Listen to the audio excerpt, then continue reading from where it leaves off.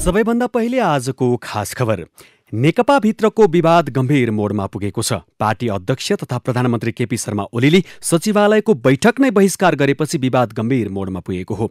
हिजोको बैठकमा चर्काचर्कीपछि प्रधानमन्त्री ओली आजको बैठकमा सहभागी नहुने हल्ला बिहानदेखि चलेको थियो। यद्यपि ओली निकट नेताहरूले उहाँ सहभागी हुने बताएका थिए। आज 1 बजेका लागि बोलाइएको सचिवालयको बैठक ओली पक्षको आग्रहपछि नै 2 बजेका लागि सारिएको समेत थियो। तर 2 बजेको बैठकमा पनि ओली सहभागी नभएपछि केही बेर बसेर ओली बाहेकका सचिवालयका सदस्यले आगामी शनिबारसम्मका लागि बैठक सारेका हुन्। बैठकपछि प्रवक्ता नारायण काजी श्रेष्ठ आज बसेको पार्टीको सचिवालयको बैठकमा अध्यक्ष कमरेड केपी शर्मा ओली उपस्थित हुनु भएन। त्यसकारणले आजको बैठकले पार्टीमा देखा परेको सङ्कट र विद्यमान समस्याहरूको समाधानको लागि अध्यक्ष कमरेड केपी शर्मा ओलीको समेत उपस्थितिमा छलफल गर्नु आवश्यक, उपयुक्त र उचित हुन्छ भन्ने निष्कर्षका साथ आगामी बैठकमा अनिवार्य उपस्थितिको अपेक्षा सहित उहाँलाई बैठकमा आउन अनुरोध गर्ने निष्कर्षका साथ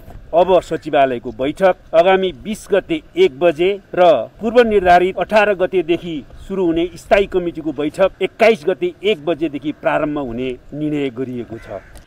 आजको बैठकले प्रधानमन्त्री ओलीलाई अनिवार्य उपस्थितिका लागि 3 दिने अल्टिमेटम समेत दिएको छ। बैठकको औचित्य नै नरहेको बताउँदै आउनुभएका अध्यक्ष ओली हिजोको बैठकमा पनि सहभागी हुनुभएको थियो। तर हिजोको बैठक समेत चर्काचर्कीमै सकिएको थियो। अध्यक्ष ओलीले नै बैठक बहिष्कार गरेपछि नेकपा भित्रको विवाद यति बेला गम्भीर मोडमा पुगेको छ। अहिलेसम्म सार्वजनिक रूपमा ओली पक्षका नेताहरूले कार्यकारी अध्यक्ष पुष्पकमल दाहाल प्रचण्डको प्रस्ताव फिर्ता हुनुपर्ने र प्रचण्डले माफी माग्नुपर्ने बताउँदै आएका छन्। त्यो सम्भव नभएपछि र बहुमतका बलमा प्रचण्ड र वरिष्ठ नेता माधव कुमार नेपाल पक्ष अघि बढेपछि भने अबको कदमका सन्दर्भमा ओली पक्ष यति बेला आन्तरिक छलफलमा जुटेको छ।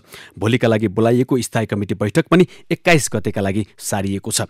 लामो समयदेखि आन्तरिक द्वन्द्वमा फँसेको नेकपा विवाद झन्झन पेचिलो बन्दै जाँदा पार्टी फुटतर्फ अग्रसर रहेको भन्दै चलेको हल्लामा बल पुगेको छ। अध्यक्ष नै छलफलमा सहभागी हुन नमानेपछि कार्यकारी अध्यक्ष पुष्पकमल दाहाल प्रचण्ड र वरिष्ठ नेता माधव नेपाल समूहको अबको रणनीति के होला त? अङ्कगणितका आधारमा आफूलाई चेपुवामा पार्न खोजिएको महसुस गर्नुभएका र आफ्नो अडानमा टसमस नहुनुभएका प्रधानमन्त्री ओलीको अबको कदम के होला? विभिन्न आशंका सहितको चासो चौतर्फी बढेको छ। नेपाली खबरमा अब आज दिनभरका प्रमुख खबर संक्षेप, साथमा खबर सहयात्री गोमा परियार। नेपाली कंग्रेसका वरिष्ठ नेता रामचन्द्र पौडेललाई प्रहरीले रिहा गरेको छ। पौडेलसहित पक्राउ कंग्रेस कार्यकर्ता सबै रिहा भएको तनहुँ कंग्रेसले जनाएको छ। रिहापछि पौडेलले आफूलाई ओली सरकारले सुनियोजित रूपमा पक्राउ गरेको आरोप लगाउनु भएको छ। यस्तै उहाँले देशैभरि प्रतिवाद हुने चेतावनी पनि दिनुभएको छ। आज दिउँसो ब्यास नगरपालिकाको वडा नम्बर 1 र 11 जोड्ने बुल्दी खोलाको पुल उद्घाटन गर्न पुग्नुभएका पौडेललाई प्रहरीले जबरजस्ती नियन्त्रणमा लिएको थियो। पौडेल पक्राउ परेको विषयको चौतर्फी विरोध भएपछि प्रहरीले उहाँसहित पक्राउ नेता तथा कार्यकर्तालाई रिहा गरेको हो। यस्तै सभापति शेरबहादुर देउवाले सरकारको सशक्त प्रतिवाद गर्ने बताउनु भएको छ। पौडेललाई प्रहरीले नियन्त्रण लिए लगत्तै विज्ञप्ति जारी गरेर उहाँले यस्तो चेतावनी दिनुभएको हो। यता नेता शेखर कोइरालाले पौडेललाई नियन्त्रणमा लिएर प्रशासनले कानूनको धज्जी उडाएको बताउनु भएको छ। नेपाली रेडियो नेटवर्कसँग कुरा गर्दै कोइरालाले पौडेललाई पक्राउ गरेर सरकारले ज्यादती गरेको टिप्पणी गर्नुभयो। सरकारको ज्यादती भएको छ, पुलिस प्रशासन लगाएर देशैको वरिष्ठ नेता फेरि त्यस्तो व्यक्तिलाई जसरी पुलिसले व्यवहार गरेको छ, जसरी सरकारले व्यवहार गरेको छ, त्यो जतिसुकै हामीहरूले निन्दा गरे पनि कमै हुनेछ र यसको हामीहरू घोर भर्त्सना त गर्छौँ। सँगसँगै अब हामीहरू आफ्नो क्रियाकलापहरू पनि कसरी अगाडि बढाउने, प्रतिपक्षको भूमिका कसरी अगाडि लग्ने भन्ने कुरामा हामी अब छलफल गरेर अगाडि बढ्छौँ।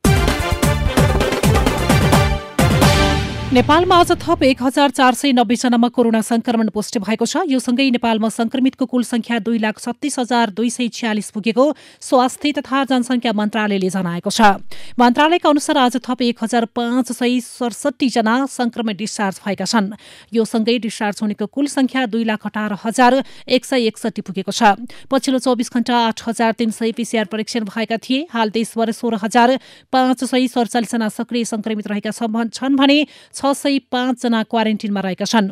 यस्तै आज थप 9 जनाको संक्रमणबाट मृत्यु भएको छ। यो सँगै नेपालमा हालसम्म कोरोना संक्रमणबाट मृत्यु हुनेको कुल संख्या 1538 पुगेको छ। यस्तै सरकारले सरकारी र निजी अस्पतालहरूले प्रदान गर्ने स्वास्थ्य सेवाको गुणस्तर र उपचार शुल्कको अनुगमन गर्न छुट्टै बोर्ड गठनको तयारी गरेको छ।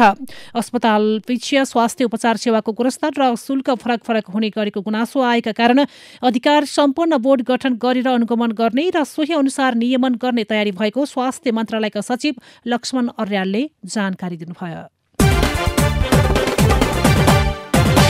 प्रधानमन्त्री केपी शर्मा ओलीले कोरोना सम्बन्धी संयुक्त राष्ट्रसङ्घको विशेष महासभालाई सम्बोधन गर्ने हुने भएको छ।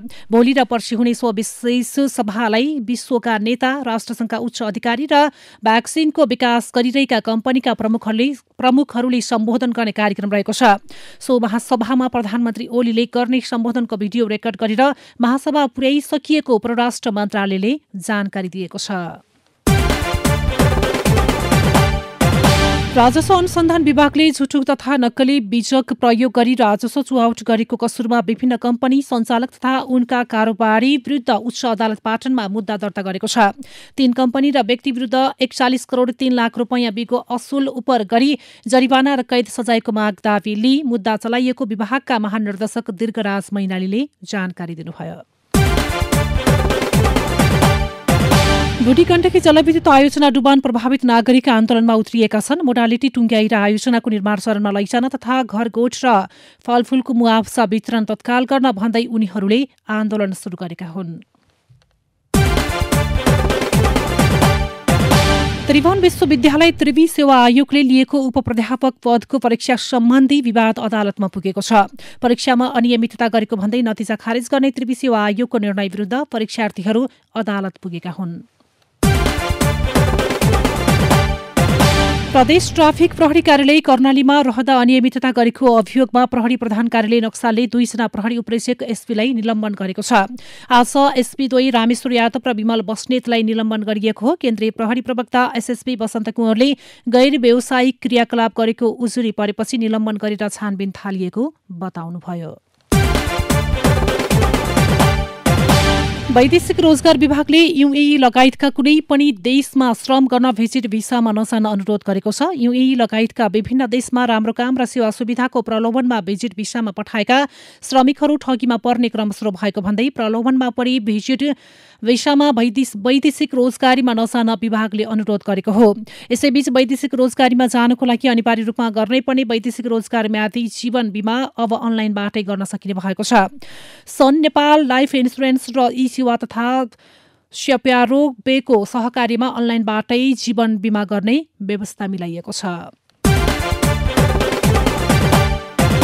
रात्रिकालीन व्यवसाय खोल्न माग गर्दै ठमेलका व्यवसायीले आज प्रदर्शन गरेका छन्। कोरोनाको संक्रमणको जोखिमका कारण 8 महिनादेखि व्यवसाय बन्द हुँदा आर्थिक रूपमा समस्या परेको भन्दै व्यवसाय सञ्चालन गर्न दिनुपर्ने उनीहरूले माग राखेका छन्। काठमाडौँ उपत्यकाका यातायात व्यवस्था कार्यालयले तत्काल नयाँ चालक अनुमति पत्रका लागि परीक्षा सञ्चालन नगर्ने भएको छ। काठमाडौँ उपत्यकामा कोभिड-19 को संक्रमण फैलिरहेकाले तत्काल नयाँ अनुमति पत्र खोल्ने बारे कुनै निर्णय नभएको एकान्त कुना स्थित चालक अनुमति पत्र कार्यालयका प्रमुख शम्बर बहादुर कार्कीले बताउनुभयो। सहमति विपरीत कामअघि बढाएको भन्दै खोकनावासीले काठमाडौँ तराई मधेस द्रुतमार्ग आयोजनाको काम अवरोध गरेका छन्। खुदोलमा निर्माणाधीन द्रुतमार्गको प्रवेश बिन्दुमा पुगेर स्थानीयले विरोध गरेका हुन्। विश्वभर कोरोनाको संक्रमणबाट 14,90,234 जनाको मृत्यु भएको छ भने 4,46,25,926 जना निको भएका छन्। यस्तै 6,43,50,900 बढी संक्रमित छन्। कोरोनाबाट सबैभन्दा बढी अमेरिका, भारत र ब्राजिल प्रभावित बनेका छन्। उता जापानमा बस्ने सबैलाई सरकारले कोरोना विरुद्धको खोप निशुल्क उपलब्ध गराउने भएको छ। दैनिक रूपमा कोरोनाबाट संक्रमितहरू भेटिरहेका बेला जापानको संसदले आज एउटा कानून नै पारित गरेर सबैलाई निशुल्क खोप दिने व्यवस्था गरेको हो। यस्तै फाइजर र बायोएनटेक कम्पनीले निर्माण गरेको कोरोना विरुद्धको खोपलाई प्रयोग गर्ने अनुमति दिने बेलायत विश्वमै पहिलो देश बनेको छ। बेलायतमा अर्को हप्तादेखि खोप दिन सुरु गरिने समेत जनाइएको छ। नेपाली युवा क्रिकेटर सन्दीप लामिछाने कोरोना संक्रमण मुक्त भएका छन्। सन्दीपले आज ट्विट गर्दै कोरोना रिपोर्ट नेगेटिभ आएको जानकारी दिएका छन्। उनी 10 दिनमा कोरोना मुक्त भएका हुन्। यस्तै नेपाल क्रिकेट संघ क्यानले उत्तम कर्मचारीको संयोजकत्वमा खेलाडी छनौट समिति गठन गरेको छ। क्यानले आज विज्ञप्ति निकाल्दै कर्मचारीको संयोजकत्वमा छनौट समिति गठन गरिएको जनाएको छ। र नेपाली राष्ट्रिय फुटबल टोलीका कप्तान विराज महर्जन र स्ट्राइकर विमल खर्ती मगर सहित अखिल नेपाल फुटबल संघले 58 जना खेलाडीलाई बन्द प्रशिक्षणका लागि बोलाएको छ। अखिल नेपाल फुटबल संघ एन्फाले आज टिमको बन्द प्रशिक्षणका लागि 58 खेलाडी बोलाएको हो।